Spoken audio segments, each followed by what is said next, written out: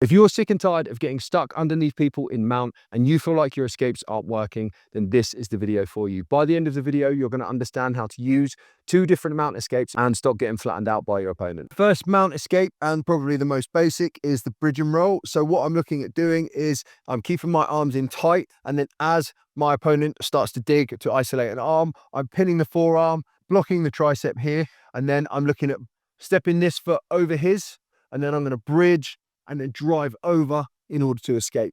So again, from this position, I'm blocking here. As he brings an arm in, I'm going to block the forearm nice and tight to my chest, block his elbow so that he can't step his arm out. And then I'm looking at stepping over this foot.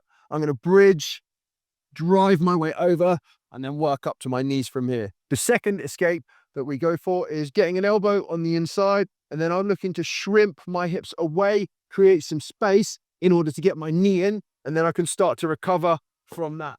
The problem we have a lot of the time is, though, if I manage to get this elbow on the inside, if he's sitting back, I find it very hard to shrimp and create any space between his knees here. So that is the reason you need to start chaining the two together. So if I've managed to pin his arm here and get my elbow on the inside, now if I go for the bridge and roll, he's going to stop it, but I'm going to get his weight this direction and not in his knees here. So now if I go to bridge, he's going to try and stop himself. His weight's up here and not in his knees. Then I can keep my elbow in, start to shrimp my hips back, bring that knee through, and then we can start to think to recover or go to other positions. But now I've escaped mount by using the 2 escapes. So again, if I've managed to pin this arm here and get my elbow on the inside, I can bridge, get his weight up here because he's going to stop that. But that's fine. I've got my elbow on the inside and his weight up so I can shrimp out, create some space between his knees, get my elbow and knee together, start to work out. I can start to recover, or we can come straight in for other attacks here. So next time you're stuck underneath someone in mount, don't just spam the same escape.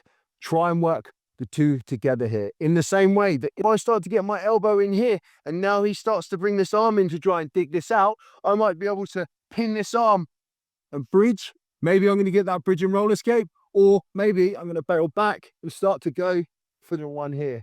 Keep trying the first and the second and trying to get out of mount instead of just trying the same thing over and over again.